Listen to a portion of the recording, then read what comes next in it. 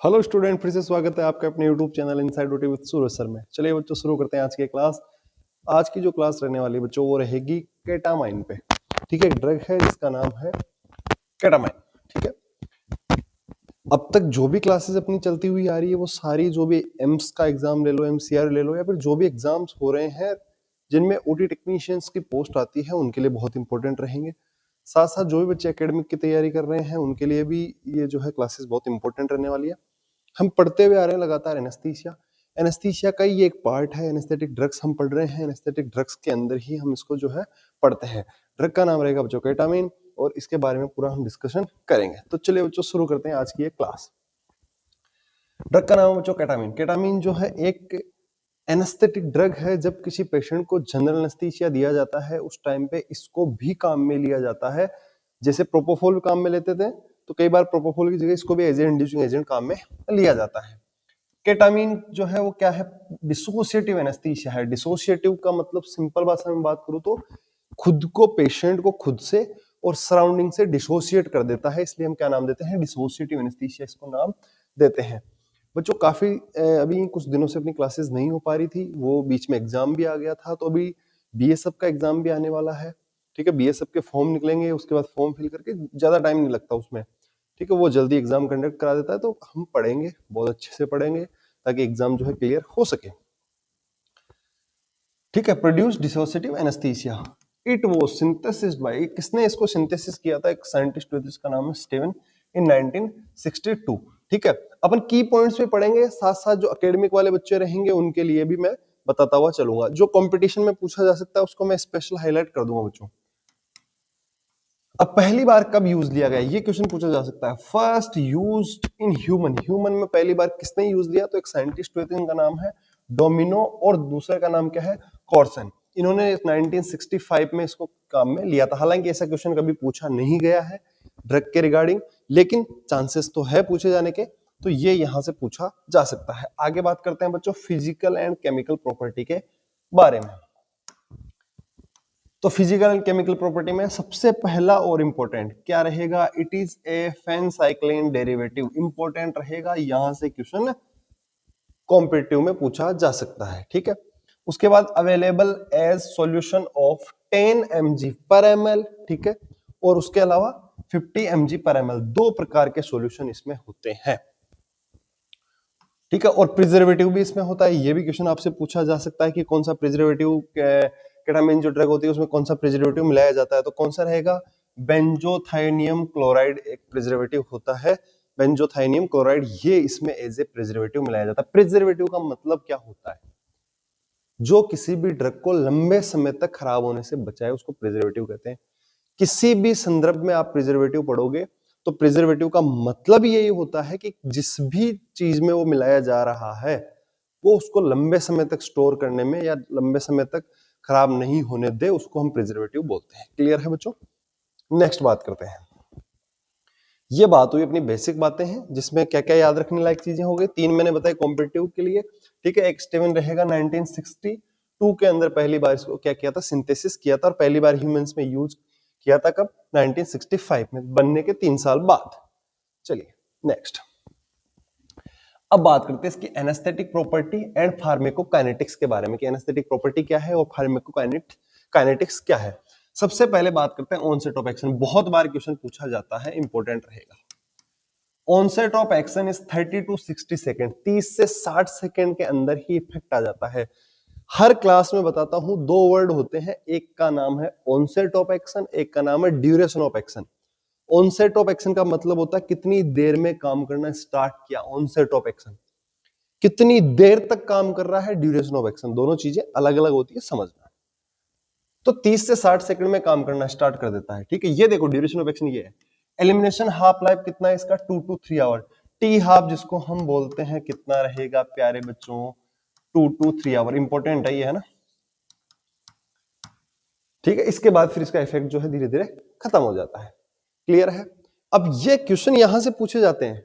Onset of action पूछ लिया, elimination half life या टी हाफ आपसे पूछ लिया, उसके बाद मेटाबॉलिज्म कहां पर हो रहा है ये क्वेश्चन पूछा जा सकता है। तो मेटाबोलाइज्ड इन लीवर, कहां पर मेटाबॉलिज्म हो रहा है? लीवर के अंदर इसका मेटाबॉलिज्म हो रहा है। ठीक है, टू फ्रॉम नोरकेटामाइन एंड हाइड्रोक्सी नोरकेटामाइन, दो टूट रहा है नोरकेटामाइन और हाइड्रोक्सी नोरकेटामाइन, और वो क्या रहेंगे, which are 1/3 as potent as ketamine, ketamine के कंपैरिजन में टूट रहा है, टूट के दो भाग बने, कौन कौन से बन रहे हैं, कौन कौन से बन रहे हैं प्यारे बच्चों, एक बन रहा है नोरकेटामाइन और दूसरा बन रहा है हाइड्रोक्सी नोरकेटामाइन, ठीक है।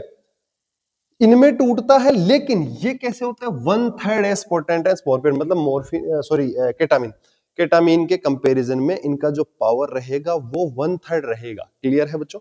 30% इनकी कैपेसिटी रह जाएगी, 30-33% लगभग। और कहां से एक्सक्रीट हो जाएगा, इंपॉर्टेंट, एक्सक्रीट होगा भाई साहब यूरिन से।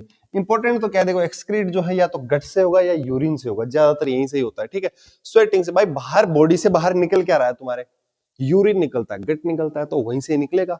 और स्वेटिंग होती है, पसीना निकलता है, तो पसीने से कुछ कुछ निकलता है, पसीने से ज्यादा नहीं, यूरिन से निकलेगा या फिर गट से निकलेगा। तो ये कहां से निकल रहा है भाई साहब, यूरिन से, क्योंकि कहां मेटाबोलाइज हो रहा है, जाके लीवर के अंदर जाके मेटाबॉलिज्म इसका हो रहा है, क्लियर है क्या।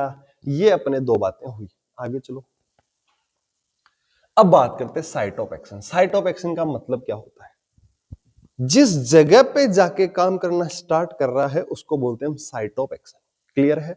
जैसे आप लोकल एनेस्थीसिया लगाते हैं तो कहां पर जाता है, कहां पर जाके वर्क कर रहा है, वो जो नर्व रहेगी उस पर जाके काम कर रहा है, तो वो क्या हो गया, साइट ऑफ एक्शन हो गया उसका, जहां पर जाके काम कर रहा है उसको हम बोलते हैं साइट ऑफ एक्शन। आ जाओ, तो ये कहां पर जाएगा, लोकल एनेस्थीसिया तो है नहीं ये कि नर्व पे काम करे, तो क्या है ये, सर जनरल एनेस्थीसिया है। Primarily site of action is thalamocortical neocortical projection. कहां पर जा रहा है ये, थैलेमस में जा रहा है, थैलेमो नॉरकोर्टिकल प्रोजेक्शन जो रहेगा, नॉन कोर्टिकल प्रोजेक्शन पे जाके ये वर्क करेगा, ठीक है। वहां क्या करेगा, केटामिन इनहिबिट कॉर्टेक्स, ये बहुत इंपॉर्टेंट लाइन है, ध्यान रहे। इसको डिसोसिएटिव एनेस्थीसिया बोलते हैं ना, वो यहां से जस्टिफाई होगा कि इसको डिसोसिएटिव एनेस्थीसिया क्यों बोल रहे हैं हम, इसको डिसोसिएटिव एनेस्थीसिया क्यों बोल रहे हैं। केटामिन इनहिबिट करेगा किसको, कॉर्टेक्स को, और कॉर्टेक्स को इनहिबिट करके क्या करेगा, अनकॉन्शियसनेस प्रोड्यूस करेगा, तो ये कर रहा है अनकॉन्शियसनेस, ठीक है। और थैलेमस पे काम करेगा, थैलेमस पे काम करके क्या करेगा, एनाल्जेसिया प्रोवाइड कराएगा, दर्द निवारक के रूप में ये काम करेगा। देखो एक जगह काम करके क्या कर रहा है, अनकॉन्शियसनेस कर रहा है, दूसरी जगह पे काम कर रहा है तो क्या कर रहा है, एनाल्जेसिया प्रोवाइड करवा रहा है, दर्द निवारक के रूप में ये काम कर रहा है, ठीक है।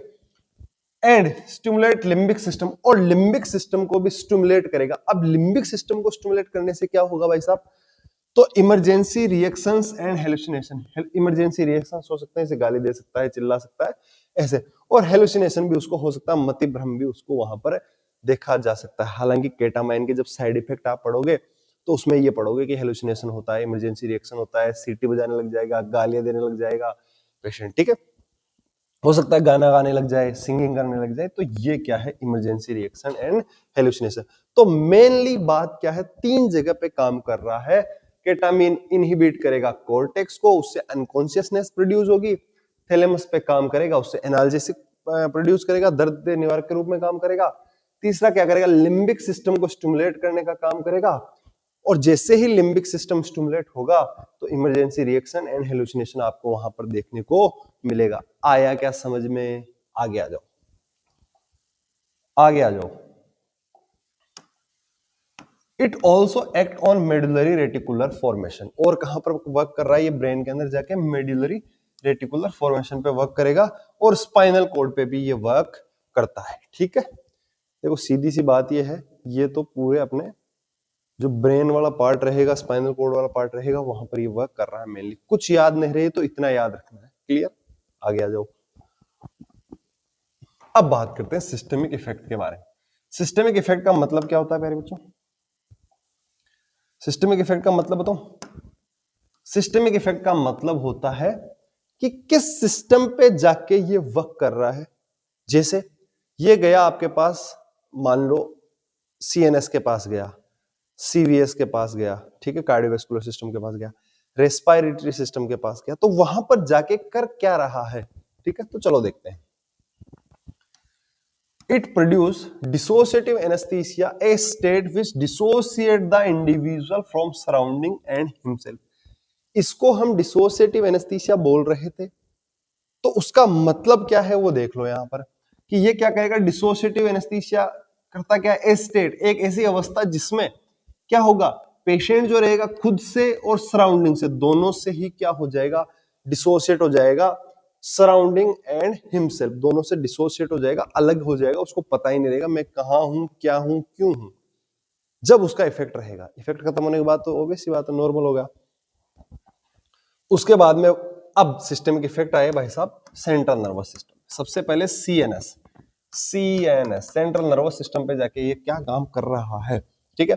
तो सेंट्रल नर्वस सिस्टम पे जाके वर्क करेगा भाई साहब, ये इंक्रीज करेगा, इसको याद रखना है, इसको इंक्रीज ब्रेन ऑक्सीजन कंजप्शन, ठीक है, मेटाबॉलिक रेट, यहां पर स्पेस नहीं है क्या, कोई बात नहीं, मेटाबॉलिक रेट हो गई।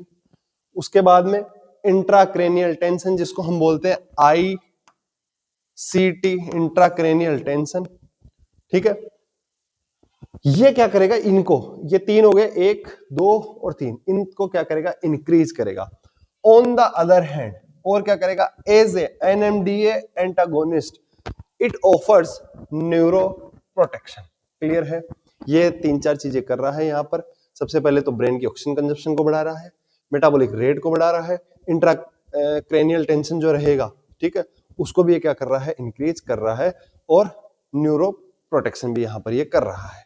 आगे आओ, देयरफॉर, इसलिए, क्यों, इसलिए इसको कहां पर काम में ले सकते हैं, हेड इंजरी के पेशेंट में। Therefore it can be used safely in head injury patient who are mechanical ventilated, जो कि कैसे है, मैकेनिकली वेंटिलेटेड है, वेंटिलेटर के सपोर्ट से चल रहे हैं वो, और हेड इंजरी के पेशेंट है, वहां पर भी इसको काम में ले सकते हैं, क्योंकि ये क्या है, प्रोटेक्ट करने का काम ये कर रहा है, ठीक है, क्योंकि ये क्या है, एनएमडीए रिसेप्टर जो होता है उसका एंटागोनिस्ट है। क्लियर, नेक्स्ट चलो,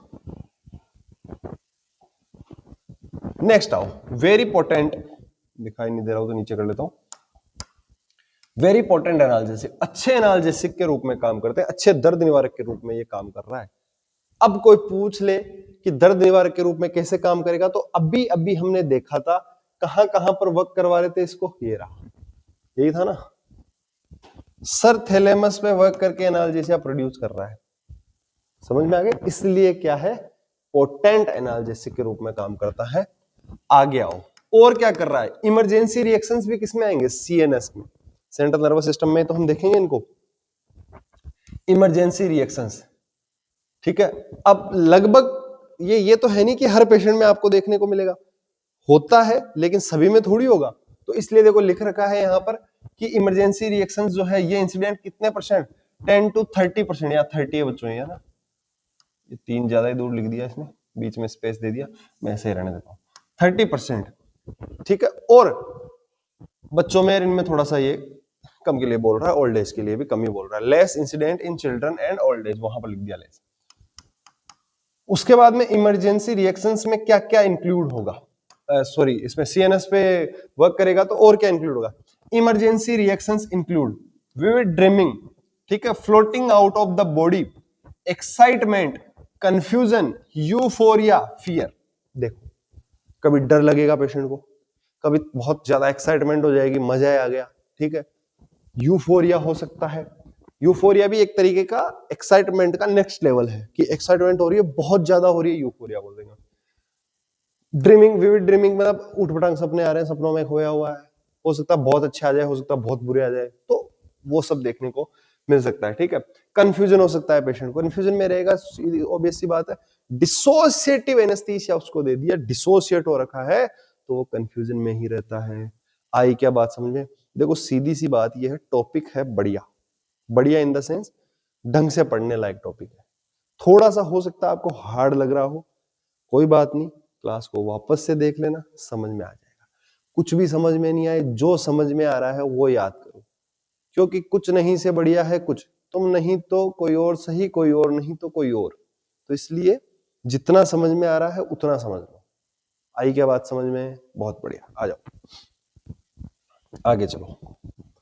आपको तो कुछ भी समझ नहीं आए, जो इंपॉर्टेंट चीजें दिखाई दे रही है उनको लिख लो, वो याद कर लो, खत्म बात।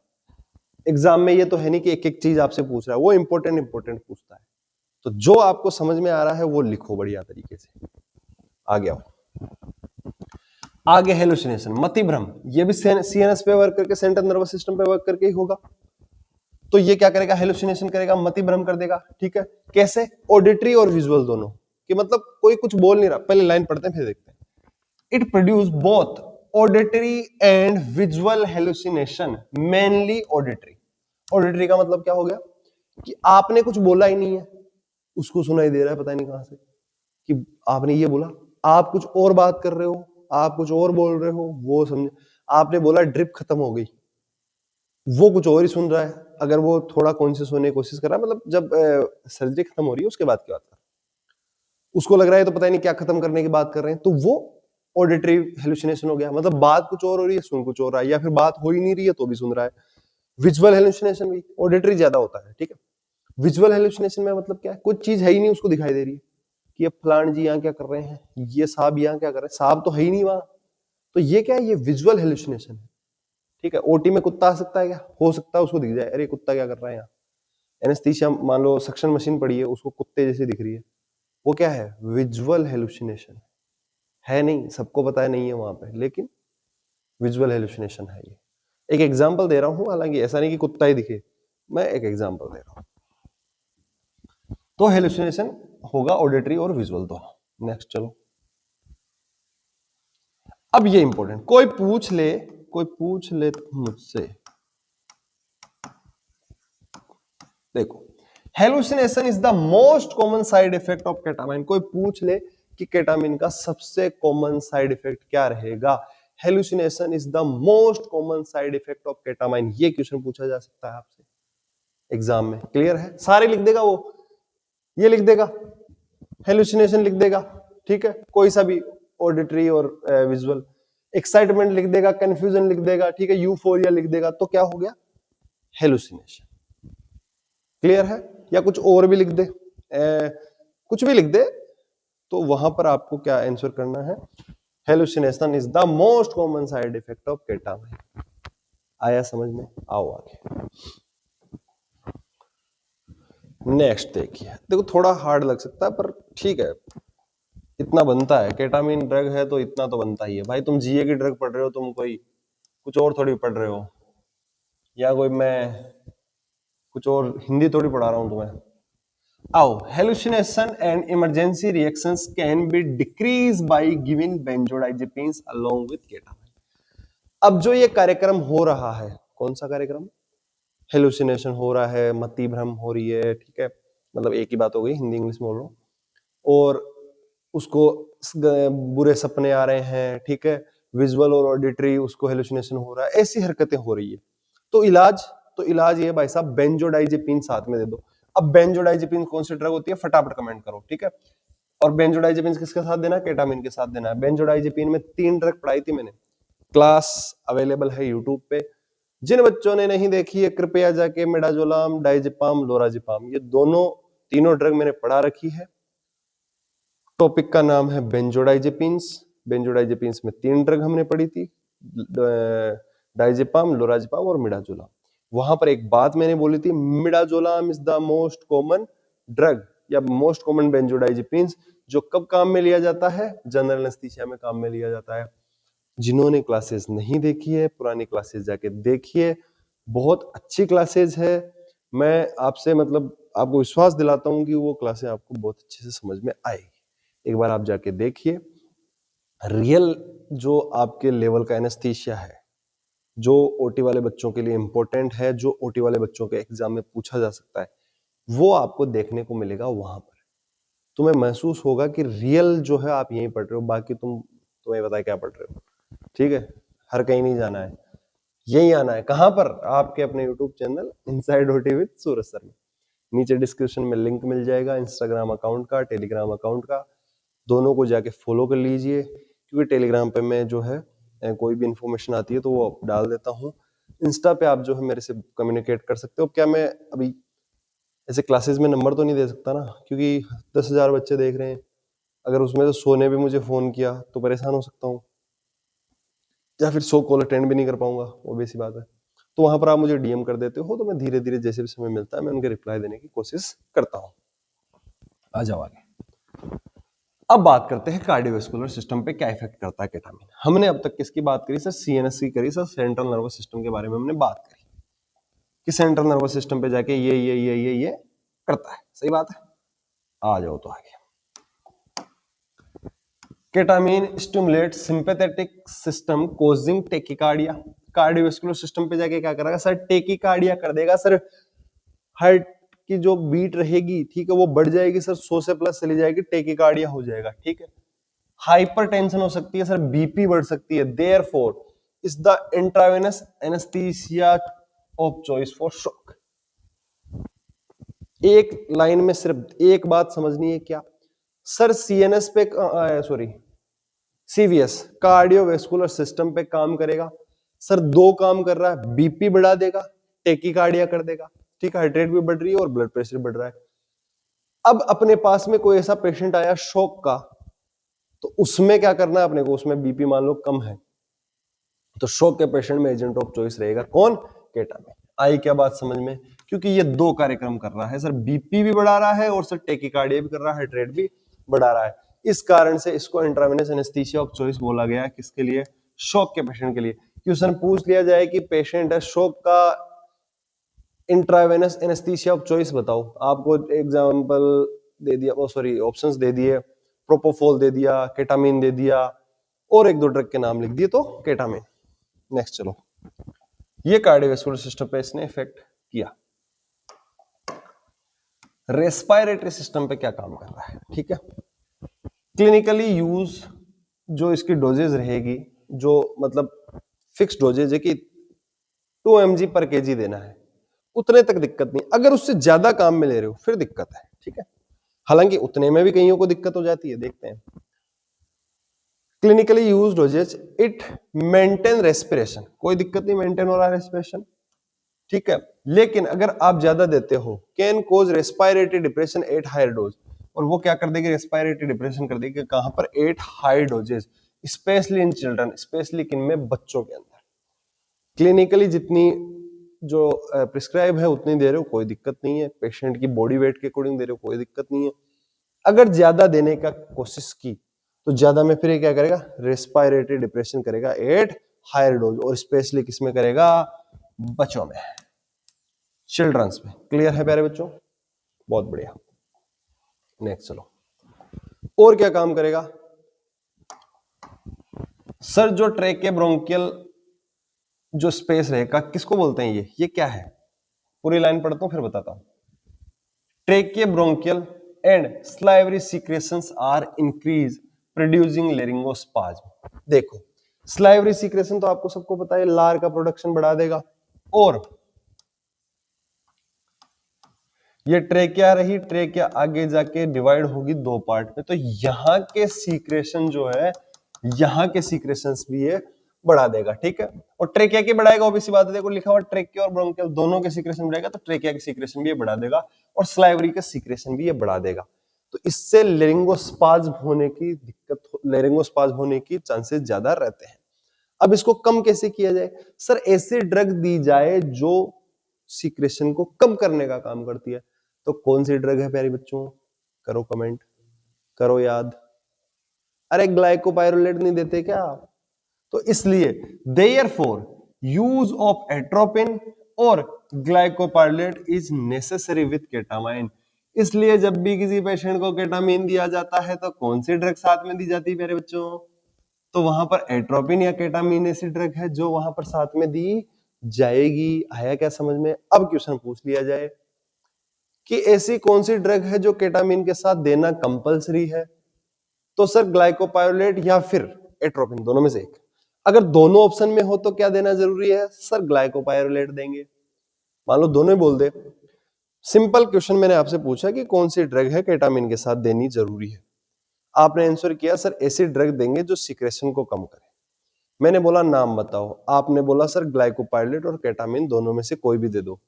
अब मैं बोलूं दोनों में से एक दो, ऑप्शन में मैंने दोनों ही दे दी, ऑप्शन 1 ग्लाइकोपाइरोलेट, ऑप्शन बी मैंने दे दिया केटामीन, तो फिर क्या करो, तो सर हम ग्लाइकोपाइरोलेट की तरफ मूव करेंगे। क्लियर है, तो ये हो गया कंफ्यूजन दूर। आई क्या समझ में। चलो तो नेक्स्ट चले, नेक्स्ट नेक्स्ट जाएगा आई पे, आंखों पे क्या इफेक्ट करेगा, इंक्रीज कर देगा इंट्राओक्यूलर प्रेशर, आईओपी जो होता है इंट्राओक्यूलर प्रेशर जो होता है, ठीक है, इसको बढ़ा देगा, ग्लूकोमा में काम में नहीं लेंगे फिर ये। उसके बाद में गैस्ट्रोइंटेस्टाइनल ट्रैक्ट, जीआईटी पे क्या इफेक्ट करेगा, जीआईटी पे क्या करेगा, इट इंक्रीज, अरे सॉरी ये इंक्रीज, ये बीच में स्पेस है, क्या चक्कर है ये, प्रिंटिंग सही नहीं करी भैया, पीपीटी की प्रिंटिंग सही नहीं करी, कोई बात नहीं, आगे से बोल दूंगा, ध्यान से करेगा। क्या होता है, रील बनाते बनाते कर दिया क्या आज उसने, इंक्रीज कर देगा क्या, इंट्रागेस्ट्रिक प्रेशर, इंट्रागेस्ट्रिक प्रेशर को इंक्रीज कर देगा, ठीक है। तो फुल स्टमक पेशेंट में काम में नहीं ले सकते, वैसे भी फुल स्टमक होता ही नहीं है पेशेंट, फुल स्टमक मतलब खा पी के आ जाए तो केटामिन काम में नहीं लेनी है। लेकिन हम जब किसी पेशेंट को जनरल एनेस्थीसिया देते हैं या सर्जरी करते हैं तो हम उसको पहले ही 6 to 8 आवर उसको एनबीएम कर देते हैं, नील पर ओरल कर देते हैं, नील बाय माउथ कर देते हैं कि मुंह से भैया कुछ नहीं खाना है, कुछ नहीं पीना है, ठीक है। अगर ज्यादा ही जरूरत लगे कि मान नहीं साहब इसको तो हम एंटर जो हाइपरटेंसिव ड्रग है वो देते हैं, एंटी हाइपरटेंसिव, तो सिप ऑफ वाटर के साथ में दे सकते हैं 1-2 घंटे पहले। नेक्स्ट और क्या करेगा जीआईटी पे, जीआईटी पे इफेक्ट करेगा सब स्लाइवरी सीक्रेशंस को क्या कर देगा, इंक्रीज कर देगा, ये तो हमने अभी भी देखा था बच्चों, ये इंक्रीज है, यहां पर ना स्पेस नहीं है। नेक्स्ट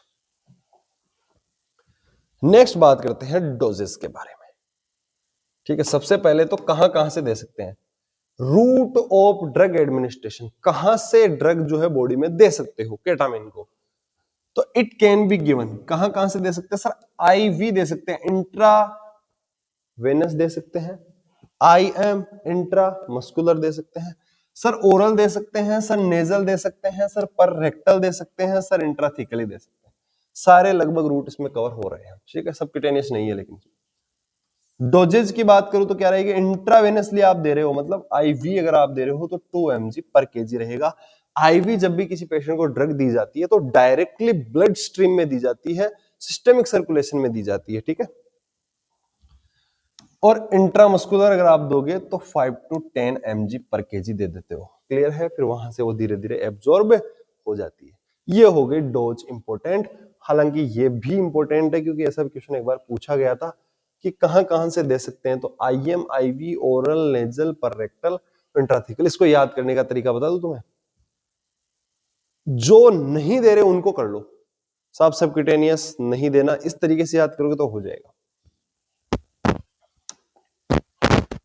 नेक्स्ट आते हैं यूजेस के बारे में, कहां पर यूज हम इनको लेते हैं, केटामिन को कहां पर यूज हम लेते हैं। Uses can be use as solo agent, solo agent मतलब अकेला खुद को, सिंगल, जो झुंड में आता है वो डायलॉग ना, झुंड में तो सुअर आते हैं, शेर अकेला आता है, तो अकेले कहां काम में ले सकते हैं इसको, तो can be use as solo agent for minor procedure, minor procedure जैसे like incision and drainage, burn की ड्रेसिंग करनी है, कोई जला हुआ आ गया उसकी ड्रेसिंग करनी है, वहां पर हम इसको अकेले काम में ले सकते हैं।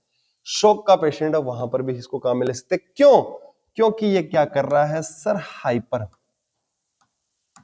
हाइपर टेंशन कर रहा है साहब, बीपी बढ़ा रहा है, टेकी कर रहा है, टेकी कार्डिया कर रहा है, इसलिए because it stimulate sympathetic system, sympathetic system क्या कर रहा है, स्टिमुलेट कर रहा है, मतलब वही बीपी बढ़ा रहा है, टेकी कार्डिया कर रहा है।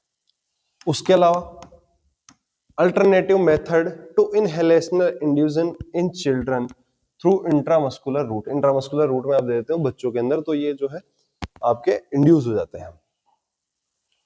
उसके बाद में डिप्रेस्ड अगर कोई पेशेंट है तो वहां पर भी हम इसको दे सकते हैं, they have better recovery after ketamine, अगर कोई डिप्रेशन का पेशेंट है तो उसकी अच्छे से रिकवरी होती है वापस, बेटर रिकवरी विथ केटामिन, ठीक है। रिकवरी का मतलब जब एनेस्थीसिया का इफेक्ट खत्म हो रहा है वापस से रिकवर कर रहा है, ठीक है। तो ये हो गया यूजेस के बारे में बात। इंपॉर्टेंट क्या रहेगा, एक तो ये इंपॉर्टेंट है, जीएम हम इसको काम में ले ही रहे हैं, ठीक है, और एक डिप्रेस्ड पेशेंट जो है इसमें भी हम इसको काम में ले सकते हैं, यहां पर ये दोनों ही क्या रहेंगे बच्चों, इंपॉर्टेंट रहेंगे। नेक्स्ट चलो, नेक्स्ट डिसएडवांटेज। अब डिसएडवांटेज का मतलब क्या होता है कि उल्टे काम क्या कर रहा है ये, तो क्या उल्टे काम कर रहा है, पहला vivid reactions in the form of hallucination, मतलब सीधी सी बात है भाई साहब हेलुसिनेशन देखने को मिलेगा वहां पर, विविड ड्रीमिंग, ठीक है। बुरे सपने आ सकते हैं।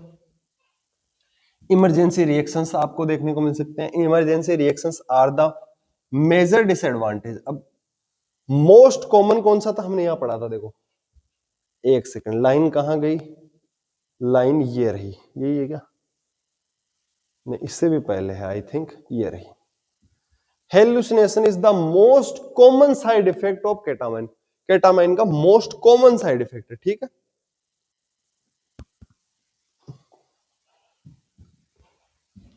मोस्ट कॉमन हेलुसिनेशन, ये क्या बोल रहा है, emergency reactions are major disadvantage of using ketamine. Disadvantage है, इमरजेंसी रिएक्शंस देखने को मिलते हैं, ठीक है। आगे आओ। Patient given ketamine can be found shouting. जिस भी पेशेंट को केटामाइन दिया वो आपको देखा गया है शाउटिंग, मतलब चिल्ला सकता है वो, ठीक है। विपिंग कर सकता है सीटी बजाए, उसके अलावा सिंगिंग कर सकता है, गाना गा सकता है। गाना कौन सा, क्रिस का सुनेगा वो। और इवन अब्यूजिंग, और गाली भी दे सकता है, बहुत खतरनाक वाली गाली दे सकता है, बैडली आपको गालियां दे सकता है पोस्ट ऑपरेटिव रूम के अंदर। जैसा कि आप लोगों ने देखा होगा, जिन भी ने ओटी में काम किया है उन्होंने पोस्ट ऑपरेटिव रूम में ये कार्यक्रम सारे देख रखे होंगे। नहीं देखे हो तो रील्स पे उस बच्चे को देखा होगा जो एनेस्थेटिक को बहुत बढ़िया तरीके से गालियां दे रहा था, तो ये देखने को मिल सकता है, ठीक है। तो ये हो गए आपके पेशेंट को जब भी केटामिन दिया जाएगा तो शाउटिंग कर सकता है, सीटियां बजाएगा, गाने गा सकता है, गालियां दे सकता है पोस्ट ऑपरेटिव रूम में बाद में, ठीक है। वो उसको भी पता नहीं होता। आप ऐसे नहीं कि पेशेंट पे गुस्सा हो जाओ, गुस्सा नहीं होना है अपने को, क्योंकि आपको पता है केटामिन के क्या है वो साइड इफेक्ट देखने को मिल रहे हैं। आगे आओ। Pharyngeal and respiratory secretions are increase which can be cause laryngospasm. और ये भी क्या डिसएडवांटेज ही तो है, अभी हमने सिस्टमिक इफेक्ट में भी देखा था, अब डिसएडवांटेज में भी देख रहे हैं कि लेरिंगोस्पाज्म हो सकता है, ठीक है। रेस्पिरेटरी डिप्रेशन हो सकता है ओबीसी बात इस पेशेंट में, तो ये सिक्रेशंस के कारण देखने को मिलेगा। नेक्स्ट, और क्या करेगा सर, इंक्रीज कर देगा मायोकार्डियल ऑक्सीजन डिमांड, हार्ट की ऑक्सीजन डिमांड जो रहेगी उसको इंक्रीज कर देगा। ऑल प्रेशर्स, जैसे all pressures like intraocular pressure हो गया, इंट्रागैस्ट्रिक प्रेशर हो गया, इंट्राक्रेनियल प्रेशर्स हो गया, ये क्या हो जाएंगे, राइज्ड हो जाएंगे। ये अभी हमने जब एक एक सिस्टम देखा था तब भी हमने देखा था कि इंट्राओक्यूलर प्रेशर हो गया, इंट्रागैस्ट्रिक प्रेशर हो गया और इंट्राक्रेनियल प्रेशर हो गया, क्या हो जाएंगे, इंक्रीज ये कर देगा। मसल टोन जो है इसको भी ये क्या कर देगा, इंक्रीज कर देगा। नेक्स्ट चलते हैं, अब आओ आगे, कॉन्ट्राइंडिकेशंस, ठीक है। हेड इंजरी का पेशेंट है वहां कॉन्ट्राइंडिकेटेड है, क्यों, क्योंकि इंक्रीज कर रहा है इंट्राक्रेनियल प्रेशर। लेकिन पीछे एक लाइन लिखी हुई थी कि मैकेनिकल वेंटिलेटेड पेशेंट वहां पर हम दे रहे थे इसको। उसके अलावा ocular surgery and glaucoma, glaucoma में क्यों नहीं देंगे, अभी मैंने पहले ही बोला था इंट्रा ओक्यूलर प्रेशर बढ़ा देगा, आंखों का प्रेशर बढ़ा देगा, तो ग्लूकोमा वाले पेशेंट में नहीं देंगे। ग्लूकोमा वाले पेशेंट की आंखें पहले से ऐसे होती है, आंखें से निकली हुई होती है, तो फिर उसमें और अगर दिया आपने तो क्या होगा, इंट्राओक्यूलर प्रेशर बढ़ेगा, फिर और बाहर निकल जाएगी इसे, है ना। तो इंक्रीज करेगा इंट्राक्रेनियल टेंशन, इंट्राओक्यूलर सर्जरी जो रहेगी वहां पर कॉन्ट्राइंडिकेटेड रहेगा। आपके ग्लूकोमा वाला पेशेंट जो है वहां जो है आपके ये कॉन्ट्राइंडिकेटेड रहेगा। इट इंक्रीज इंट्राओक्यूलर प्रेशर, क्योंकि इंट्राओक्यूलर प्रेशर को क्या करता है, ये इंक्रीज करता है। आई के प्यारे बच्चों समझ में, वेरी नाइस। उसके अलावा और कहां वो रहेगा आपके कॉन्ट्राइंडिकेटेड, इस्केमिक हार्ट डिजीज जो रहेगी वहां पर भी ये कॉन्ट्राइंडिकेटेड रहेगा। क्यों, क्योंकि ये मायोकार्डियल ऑक्सीजन डिमांड को बढ़ा रहा है इसलिए, क्लियर है। और हाइपरटेंशन भी कर रहा है और टेकिकार्डिया भी कर रहा है। वेस्कुलर एनोरिज्म अगर कोई सर्जरी है तो वहां पर भी ये जो है, एनोरिज्म का मतलब पता है आप लोगों को क्या होता है, कि कोई इस तरीके से कोई वेन है और उसमें यहां पर अलग से एक यहां पर अलग से यहां पर ऐसे नोड बन जाए और वो यहां से सप्लाई ऐसे जाने लग जाए इधर इस तरफ भी, तो इसको क्या काट के हटा देते हैं, एनोरिज्म सर्जरी उसको बोलते हैं। लेकिन हाइपरटेंशन के कारण से वहां पर भी कॉन्ट्राइंडिकेटेड रहेगा। हाइपरटेंशन में क्या होगा, फिर हाइपरटेंशन में क्या होगा, ब्लड प्रेशर ज्यादा बढ़ गया तो यहाँ का प्रेशर भी ऑटोमेटिकली ज्यादा हो जाएगा, तो एनोरिज्म और देखने को मिल सकता है आपको, और ज्यादा हो सकता है, ठीक है। अगर कोई साइकेट्रिक पेशेंट है तो वहां पर भी आपको बचना है। Patient with psychiatric disease and drug addict, अगर कोई ड्रग एडिक्ट है तो भी आपको बचना है। क्यों? क्योंकि higher incidence of hallucination and emergency reaction, आपको हेलुसिनेशन एंड इमरजेंसी रिएक्शंस वहां पर बहुत ज्यादा देखने को मिलेंगे, इसलिए साइकेट्रिक पेशेंट में नॉट अलाउड। Okay guys. उसके अलावा हाइपरटेंसिव, अगर कोई पेशेंट है बीपी बढ़ी हुई है तो नहीं देना है। क्यों? क्योंकि भाई साहब अगर बीपी बढ़ी हुई है पहले से ही तो इसको क्यों देना है, क्योंकि ये भी बीपी बढ़ाएगा फिर। और हाइपरथायरॉयडिज्म का पेशेंट है तो वहां पर भी इसको नहीं देना है। आई क्या बात समझ में? तो ये हो गए आपके कॉन्ट्राइंडिकेशन की कहां कहां पर नहीं देना है। तो हमने आज बात करी एक एनेस्थेटिक ड्रग के बारे में जिसका नाम है केटामिन। आई क्या बात समझ में? जिस तरीके से प्रोपोपोल पढ़ा था उसी तरीके से हमने दूसरी ड्रग पढ़ी, फिर तीसरी पढ़ी, आज हमने पढ़ा है केटामिन। क्लियर है बच्चों? तो चलिए मिलते हैं अगली क्लास में आपके अपने यूट्यूब चैनल इनसाइड ओटी पर। आप सभी का बहुत बहुत स्वागत है बच्चों। अपना इंस्टाग्राम अकाउंट, टेलीग्राम अकाउंट दोनों डिस्क्रिप्शन में मिल जाएंगे, जाइए फॉलो कीजिए, वहां पर आप मेरे से बात भी कर सकते हैं। चलिए बच्चों मिलते हैं अगले क्लास में, तब तक के लिए goodbye, see you soon guys, thank you.